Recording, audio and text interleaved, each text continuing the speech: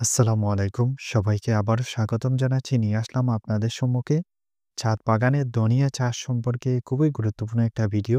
ছাদ বাগানে মাটি ছাড়া যেকোনো ধরনের পাত্রের মধ্যে কিভাবে ধনিয়া চাষ করে আপনি আপনার পরিবারের চাহিদা পূরণ করবেন। আশা করছি পুরো ভিডিওটি দেখে আমার সাথে থাকবেন। ধনিয়া চাষের জন্য শুরুতেই বীজ নির্বাচন করতে হবে। উন্নত জাতের বীজ আপনারা বাজার থেকে কিনে আনুন। ধনিয়ার বীজের জাতের মধ্যে আপনারা মরক্কো, এলবি ৬০, এলবি ৬৫ অথবা সুগন্ধা এইসব জাতের মধ্যে যেকোনো একটা জাত বেছে নেবেন। বীজ কিভাবে শুরুতেই অঙ্কুরোদ্গম করব তার জন্য যেকোনো একটা পাত্রের মধ্যে পরিষ্কার কিছু পানি নিয়ে ২৪ ঘন্টা আমরা বীজগুলা ভিজিয়ে রাখব। তারপর আমাদেরকে যে কাজটা করতে হবে, এই পাত্রটি থেকে বীজগুলা আলাদা করে সুতি একটা কাপড়ের মধ্যে নিয়ে নিতে হবে। কাপড়টা যাতে ৪ থেকে ৫ টা ভাঁজ দেওয়া যায়, এইরকম পরিমাণে আপনারা দৈর্ঘ্য প্রস্থ অনুপাতে কাপড়টা নিয়ে নেবেন। তারপর আপনারা এই কাপড়টার মধ্যে ৪ থেকে ৫ টা ভাঁজ দিয়ে ঢাকনাযুক্ত যেকোনো পাত্রের মধ্যে আপনারা ঘরের যেকোনো ছায়াযুক্ত স্থানে ২ দিন রেখে দেবেন। দেখবেন তখন সব কয়টা বীজের মধ্যে শিকড় চলে আসবে। এই অবস্থায় আমরা যেকোনো পাত্রের মধ্যে যদি বীজগুলা ছিটিয়ে দিতে পারি, খুব সহজেই আমরা বীজ থেকে চারা তৈরি করে নিতে পারবো। এই শীত মৌসুমে আমরা বারান্দায় অথবা ছাদে এমন স্থানে অর্থাৎ যেসব জায়গার মধ্যে আলো পড়ে সেই সব জায়গার মধ্যে আমরা ধনিয়া চাষ করতে পারি।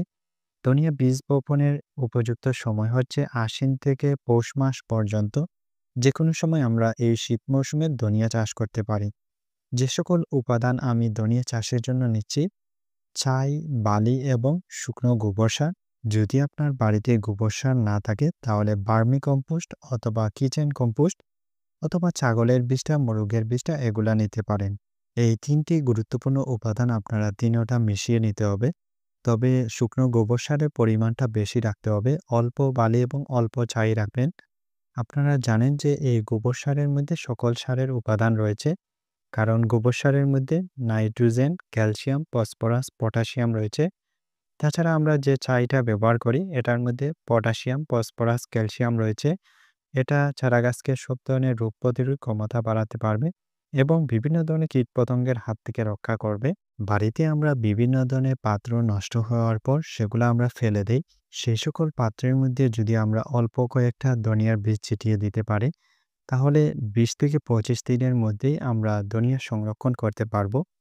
একেকটা পাত্রের চারদিকে আপনারা এভাবে ধনিয়ার বীজগুলা ছিটিয়ে দেবেন। আর বীজগুলা ছিটিয়ে দেওয়ার পরপর আমাদেরকে যে কাজটা করতে হবে, অল্প পরিমাণে আবার একেকটা পাত্রের মধ্যে গোবর সার ছিটিয়ে দেবেন, যাতে করে বীজগুলা ঢেকে যায়। এই জৈব সারটা আপনারা বাড়িতে কিভাবে তৈরি করবেন? যাদের বাড়িতে গবাদি পশু রয়েছে, গবাদি পশুর যে কাঁচা গোবরটা রয়েছে সেগুলো আপনারা কড়া রোদের মধ্যে ৭ থেকে ১০ দিন রোদের মধ্যে শুকিয়ে তারপর আপনারা এটাকে জৈব সার হিসাবে তৈরি করে নিতে পারেন। বীজগুলা ছিটিয়ে দেওয়ার পরপর আবার দেখতে পাচ্ছেন কিছু পরিমাণে এই শুকনো কম্পোস্ট সার আমি প্রত্যেকটা পাত্রের মধ্যে ছিটিয়ে দিচ্ছি, যাতে করে বীজগুলা ঢেকে থাকে। এরপর একটা পাত্রের মাটিটা অবশ্যই ভিজিয়ে দিতে হবে। ভিজিয়ে দেওয়ার ৪ থেকে ৫ দিনের মধ্যেই আপনার পাত্রের মধ্যে দেখবেন চারা গজিয়ে যাবে। তো আপনারা এই পদ্ধতির মাধ্যমে আপনারা বীজগুলা যেকোনো পাত্রের মধ্যে বপন করুন। দেখবেন বীজ থেকে যখনই চারা উঠবে তখন ১৫ থেকে ২০ দিনের মধ্যেই আপনার ধনেপাতাগুলা খাওয়ার উপযোগী হয়ে যাবে। যখনই একেকটা পাত্রের মধ্যে চারা গাছগুলা উঠে যাবে, তখন ১ দিন অন্তর, অন্তর আপনারা প্রত্যেকটা পাত্রের গোড়াটা ভিজিয়ে দেবেন। এতে করে চারা গাছটা খুব দ্রুত বৃদ্ধি পাবে। আর কোনো ধরনের আগাছা জন্মালে অথবা আপনার গাছের গোড়ার দিকে যদি চটা বাঁধে সেগুলা ভেঙে দেবেন।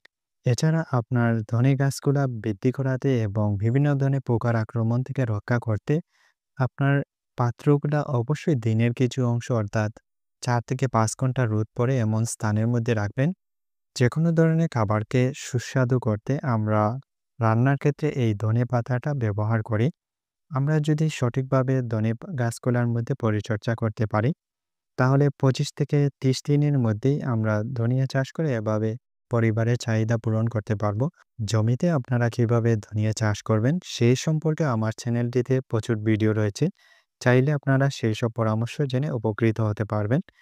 তো বন্ধুরা, আজকে এখানে বিদায় নিচ্ছি। সে পর্যন্ত আপনারা ভালো থাকবেন। আল্লাহ হাফিজ। আসসালামু আলাইকুম।